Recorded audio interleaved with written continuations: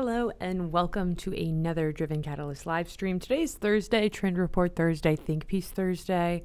Today we're going to be doing a bit of a think piece, and we are going to do some live on air learning and research together because my think piece that I have brought for you this Thursday is that it actually is evil, the society we have built with bureaucracy and fine print.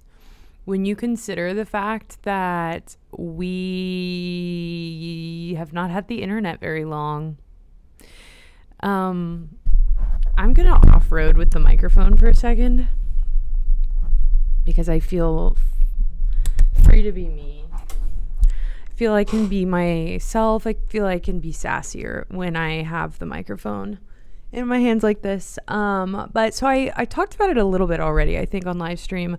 I recently moved, and part of moving is getting renter's insurance and setting up all of these different things and signing all these different documents. And we are in an era where we e-sign things, right? Really fun, really beautiful, really convenient. And I think that is very much a topic of discussion now, as ChatGPT has become ever present in both our day-to-day lives, our like in a convenience sense, as well as the fact that there are so many students now using ChatGPT as a crutch. Emphasis on the word crutch. Right. So the discourse surrounding that is that are we going to be competent? Are we going to be able to exist in society if we are no longer doing things and thinking things for ourselves? And that, I feel like, is a very idealized, or it's a topic of discussion that we're all kind of just tossing around at dinner tables, kind of lighthearted, right? Like, I'm sure there's like there's many an Instagram infographic that's troubling. We are sounding the alarms for sure. I feel like a couple years ago there were 60 Minutes being made about it. But we've all kind of just like, really, what can you do? You know, we just have to deal with Grok now, I guess.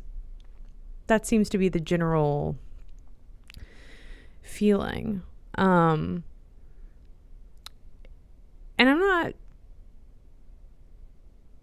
I don't know. I was going to say I don't want to take a position on this, but I guess I am. This is Think Piece Thursday. What stands out to me, though, is I saw a TikTok that was very, very well researched and spoken, in my opinion. It was a couple weeks ago, though, and you know how the internet works. I could not dig that TikTok up for the life of me at this point, based on how far ago it was in my saved and likes. But it was someone making the point of the fact that, like, people in power generally, whatever they have problems with is generally in the best interest of the people, right? So when, like, she was using the example that when the Gutenberg press was first being rolled out or whatever, the advent of the Gutenberg press was contested by people in power because it put power in the hands of the people, right? All of a sudden, there was the democratization of education. It was all of a sudden so accessible. And I feel like for a bit there, we were talking about AI like that. And people were talking about it, or that this is the point she was making, this creator, how it was this cool tool. And I, for one, who I now regret this, that I have learned about the ecological impact of artificial intelligence. But man, I gotta tell you, there was a day where I was wanting to brush up on the AP news writing style and make sure that I remembered things from my college education that I paid a lot of money for, right? And I camped out with ChatGPT and wrote a article in AP News Style format and went back and forth for about 45 minutes with ChatGPT saying, okay, here are my revisions. Will you make changes so that it better fits the format, and then highlight the changes you made? And then I went through and did my best to decipher what choices were being made and why. And then I asked, hey, like, why'd you make those changes? And so I was very much using it as a teacher, which is cool when you think about like that being accessible to so many people. But in the same way that when the internet was first invented, everyone was like, oh my God, it's going to be a world without race and color and all of these things that cause all of this discourse and unrest in society. It's going to be like a free world, and it's going to give all this power back to the people. And we've seen how that's worked out, where it's like it has been a tool, but now it's this big scary thing that we warn kids against, and we have had to learn how to mitigate the dangers of the internet, which I tend to, again, if I want to give my take on that, I hate that. As a member of Gen Z, I hate that we have grown up with almost the DARE program, but for the internet. But as I have done more reading and research, because this was an area of interest that I really dug into in college, I'm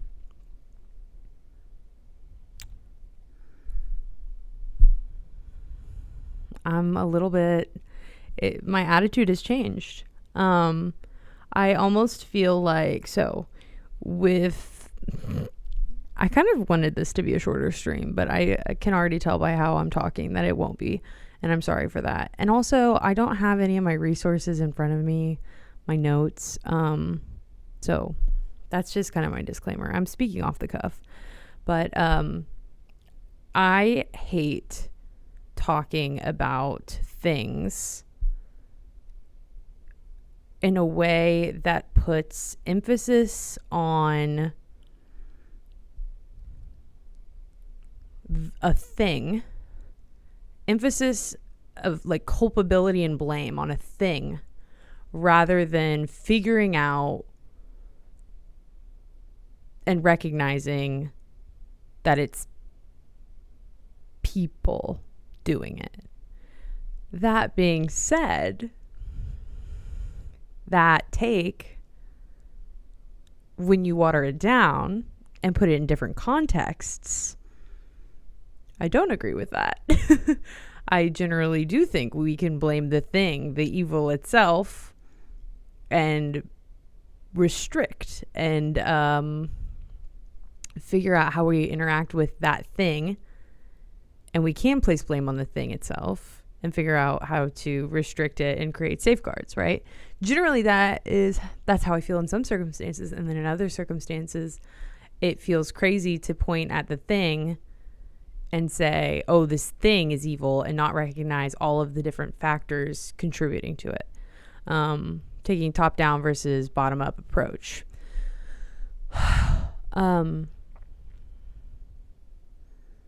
What is at the heart of this again that I'm wanting to talk about? Like, what really is my think piece? Okay. I'm grounding myself in it. So all of this to say, I do think in this scenario, we have to take the bottom-up approach, I think, to looking at the situation, because we are at the point of AI is no longer new. It's still new. There's still so much we don't know. But I feel like it's no longer new in its fitting into day-to-day lives, such that we are already able to think about and perceive the impact it will have, right? Like, we already have a grasp of, or some sort of what if, and the trickle down effects of that what if, when you start thinking about, hey, what if I am having surgery done by someone who didn't actually do their work in school, like, and just use ChatGPT for it, right? I think those are such easily refuted what ifs for a lot of people, because they do perceive of it as a tool rather than a crutch. And I think probably it is most often being used as a tool instead of a crutch. But I think keeping an eye on that and thinking through that is important. We got a long ways away from really what. So this all has to do with everything. The main thing, though, that blows me away is when you think about how much we can lean on those tools now, right? It terrifies me that there was a world where we built so much bureaucracy and like fine print and all of these rules and regulations to follow, where we didn't just have these like tools to scan things for us, right? And we really did have to like basically like trust that the people that we were doing business with and like dealing with in our day-to-day lives had our best interest at heart and had some form of like ethics a little bit. Like that's kind of really insane and crazy to wrap my mind around. Which is interesting because I feel like the corner of the internet that I occupy and see a lot of discourse in like talks about that, how we have sort of a hyper individualistic society now. And how I'm sure like the digital revolution has played a huge role in that. And so when you think about hyper individualism and how we could conceive of it as, oh, well, now we have these digital tools that can scan documents and make sure that we are fully understanding what we're signing up for, right? Like I just had to sign up for like different insurance policies, and there were like 9 million different things in different emails that I was sending back and forth with people who it's like their job, right? They know the thing. But rather than like figure out how to ask all these different questions that I had, I would just Google policy names and like different jargon and I was able to kind of figure out things on my own and have a better vocabulary for how to ask the questions that I had, right? So then you think that's a great thing. But then big picture, like all of a sudden, if everything can be automated to some degree, then we've done away with like the need for having the person there to answer the questions and having that trust. I don't know. But I just like can't even conceive of how it must have functioned, because like, okay, so then this is where we're gonna look it up, because I'm so curious, like, when did insurance get invented? Right? Like, when did insurance policies become, and I don't know why this is the hill I'm dying on, like why this is the thing that is just blowing me away more than anything right now.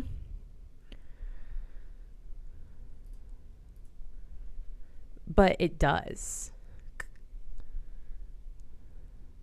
Okay, so we've got, when did insurance become mandatory? When did insurance companies become for profit?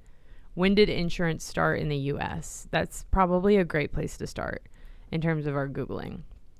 So Wikipedia is telling me 1735.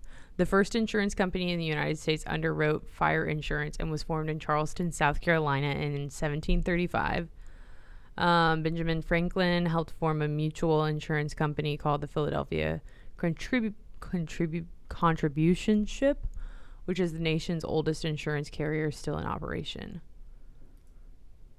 During the 1920s is when Americans started having health insurance. first employer-sponsored hospitalization plan was created by teachers in Dallas, Texas in 1929. Right? So this goes back pretty far. Okay, first homeowners policy in United States was introduced September 1950. Property insurance covers private residents.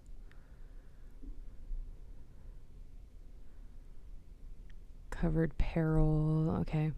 Like, kind of that just, it just blows me away.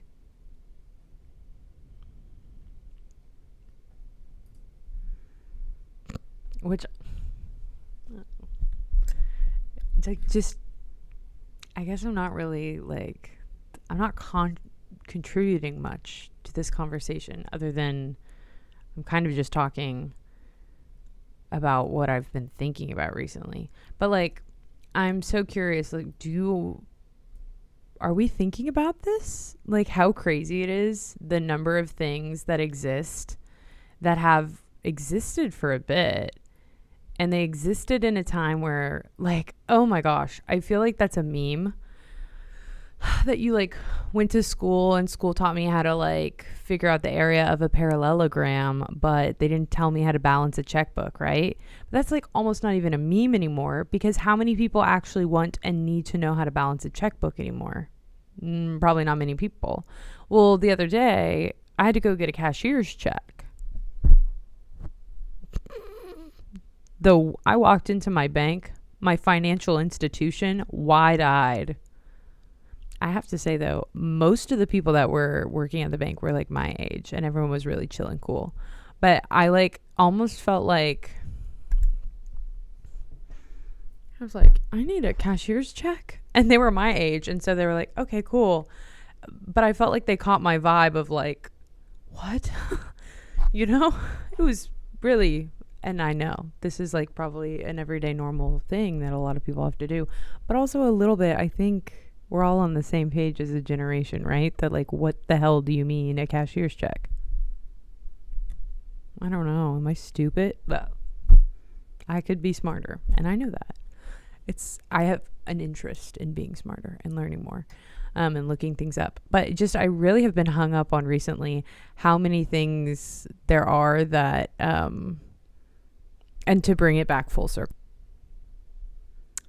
And she was just sort of making the point of, like, just sort of pay attention, I guess, to, like, who's for what, right? And so when you think about then, too, relying on something and relying on something that is so purposefully a substitution for human interaction and human reliance, I just think that could be a slippery slope and kind of spooky. But then when I think about, too, the fact that we have formed, because on a surface level, like, my initial reaction is that's so awesome that we have figured out a way for people who there are obstacles to education and understanding and having face-to-face ability to, like, the fact that there's the ability now for someone to receive a pretty in-depth explanation of something, and they can basically tailor their understanding of something and, like, explain, like, no, it's be very detail oriented about, I don't understand this part of it, and how they ask questions. Like, this is no longer just a blanket Google search that we can do. We can be so specific, and you would think that would be so good. But I guess just the food for thought is it's again a very hyper individualized approach to seeking out solutions, and maybe we shouldn't be seeking out solutions so isolated from each other, because maybe that is going to cause more problems in the long run. So then that's the full circle, right? Like, maybe you do just have to call someone up and they have to explain insurance policies to you, and maybe you do have to just walk into your bank wide-eyed and you are a 24-year-old and you don't know what a cashier's check is, and you are now talking to a 24-year-old who does know what a cashier's check is because they work at the bank. And you go, and they don't look surprised that you're wide-eyed because they know what you are. You're a 24-year-old who doesn't know what a cashier's check is, but you've come to the right place, right? It's all an extended metaphor that I hope you're rolling with me on it, you know? But that's just what I've been thinking about recently. And it is hugely informed by the real life scenarios that I've found myself in. But yeah, no, I was just blown away and all for the education I was able to get while sitting and camping out with ChatGPT for like maybe an hour, asking questions and getting to revisit the things that I had learned in college classes. I thought that was awesome. And I think it is awesome, but I guess that's part of it, is finding out what, I guess the dangerous side to awesome things and figuring out how to mitigate fallout from those things. Because in theory, we wouldn't be doing things like at all unless they were awesome for someone. So then the question is, you ask yourself, hey, is this awesome for everyone or is this only awesome for me? And then how do we take care of the people that this is not awesome for? It's like actually the opposite of awesome. It's like actually burning their whole country down because it's running on crazy amounts of fumes. Like, that's just like one example. I don't know. It could apply to anything. This could apply to anything. Like if you're feeling like I'm attacking you and you feel like, no, but not, you know what I mean? Like if you feel like this is a direct attack at something you are for, I just promise you, like, this works in your favor too. This line of thinking also is for you. And we could point at something else that maybe you're opposed to and figure out, okay, well, here's what's going on too, right? Like, I think just like shifting perspectives is... What a live stream this has been. I don't know that it's been a good one, but I hope you've enjoyed it. Or I hope it was good background noise. Hey, that's all I could really hope for, is that I'm at least good background noise. And I will leave you with that. I will not be live streaming tomorrow. I will be out of office. My frontal lobe will be fully cooked tomorrow. It's a big day for me. So I will not be at work. And I will see you Monday. So talk to you then. Let me actually give you all an album to listen to. Like, what are the new albums that are coming out tomorrow? New albums today. Let's see if album of the year like looks ahead and can give me stuff that isn't out yet but will be out tomorrow.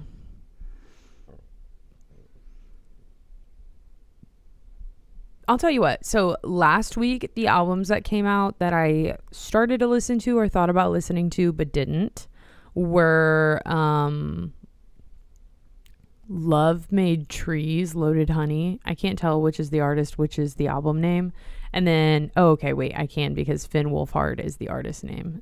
Okay, so band is Loaded Honey. The album is called Love Made Trees. So album art for that was cute. I started listening to it. It was a fun vibe. But I ultimately didn't end up listening to that album. The new Addison Rae album I've heard is pretty good. I haven't listened to it yet. I was going to. I'm pretty excited to listen to that album, but I haven't. And then finally, Finn Wolfhard has an album called Happy Birthday that's out. And I listened to the first 2 songs and did enjoy them. The album art's super cool. I actually am obsessed with this shade of green that's on it.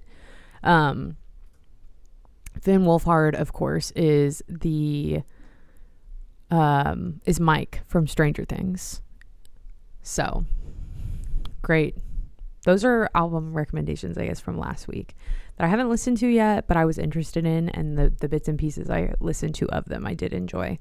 I I guess my album website's not going to tell me what new releases we have in store for us tomorrow, but I'm sure there will be a good one out. Visit albumoftheyear.com and see what's cooking tomorrow, and listen to an album in my honor. Thank you. Bye. Have a good rest of your day.